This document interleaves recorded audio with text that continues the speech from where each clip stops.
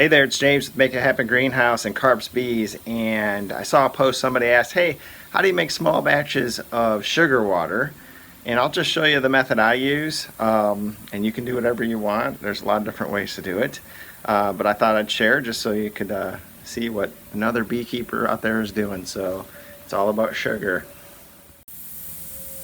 I used to mix mason jars, quart jars of sugar, and I've switched over to doing a couple different things. One is I do 5-gallon buckets of sugar water.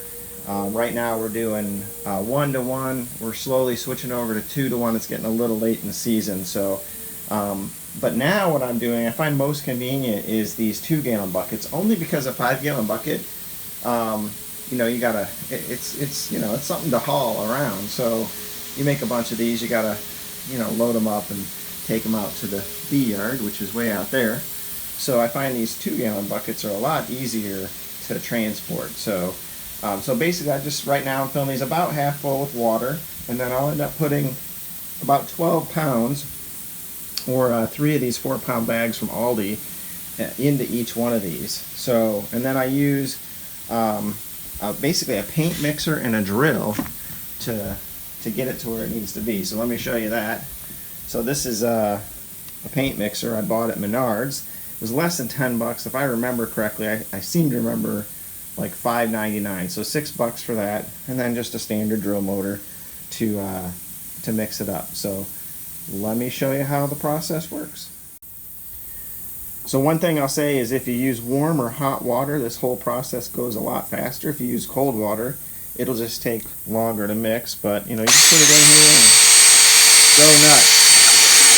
And I'll just stop here for a second so I can show you the blade on this mixer.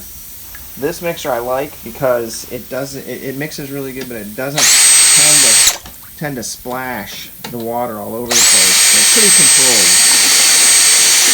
controlled. So even in these square buckets where you might, you know, expect to get some splash out of the bucket, it tends not to do that. So so this one works good, and it certainly works great in the 5-gallon bucket. So there you go.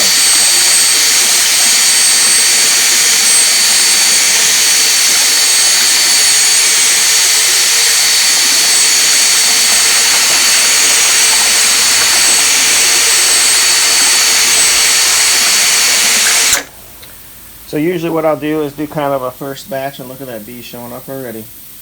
First batch, do a preliminary mix, basically load all these buckets up, and then, you know, by the time I get done mixing the last one, I'll come back to the first one and do it again. And that's usually all it takes if you're using warm water. If you're using cooler water, again, you might have to do it a little longer to make sure it's fully mixed. But that's my method, so I hope it helps you. Thanks.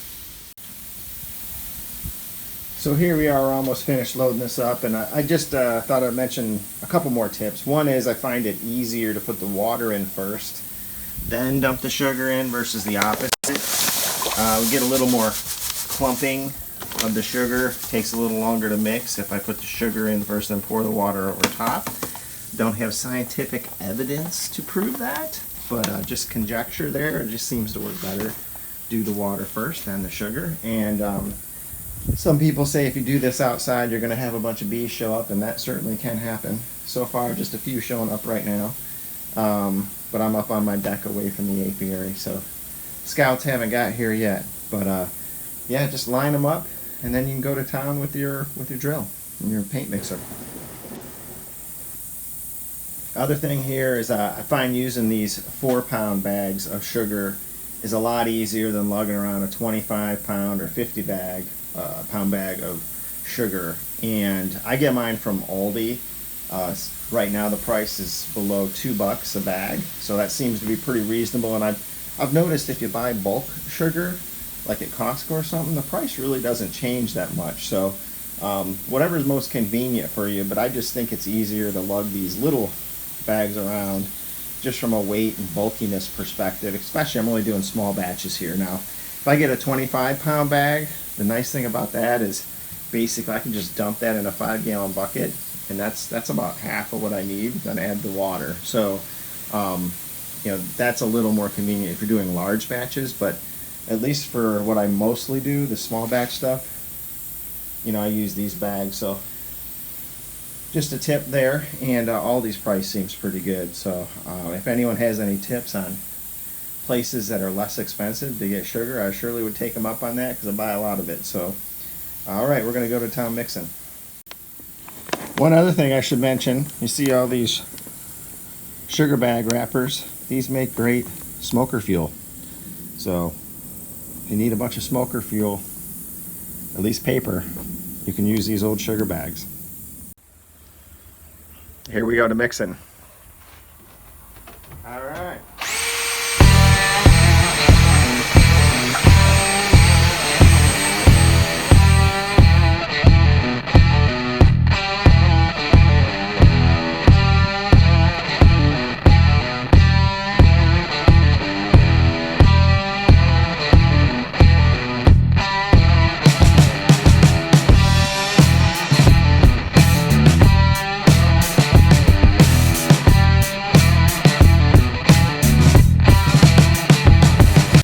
There you have it. 20 gallons of sugar water all mixed up. And I didn't really mention this, but these are custom made, or they're not custom made, they're mass produced beef eaters. Little Giant is who makes them.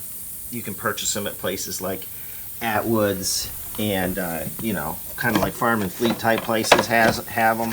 They're actually kind of expensive, and they don't have the kind of the rubber seal on the inside of the lid, so I was pretty leery about these leaking, but I did some tests with water, and to my surprise they did not leak. So far so good.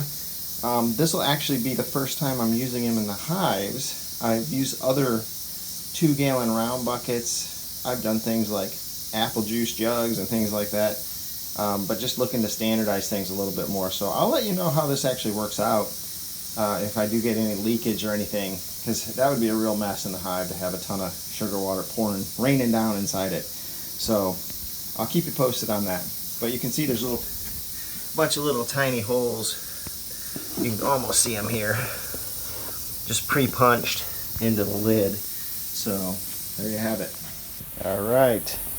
So one of the ways you can tell you're done is when you're done mixing, if you pull the mixer up and you just kind of look at the top of the mixer, if you don't see any grains of sugar, you're good.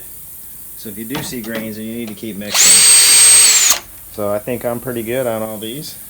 So we'll put the lids on and get these out to the apiary. I use these as inner feeders on the top of my hives, and then I surround these with a deep box and put the lid over that so that they're all inside, and that really does avoid a robbing situation. Once the bees scouts come and see the sugar, they're going to go back and tell other girlfriends, and they'll be out here pretty quick. So I'm going to get these lids on and get them out to the apiary. So thanks for listening, and hope you subscribe to the channel. Thanks again. Hey, on behalf of myself and the bees here, we just want to say thanks for watching our videos. If you have a chance, please click subscribe. Also, if you have any ideas for future videos you'd like to see, go ahead and put it in the comments section. Thanks again.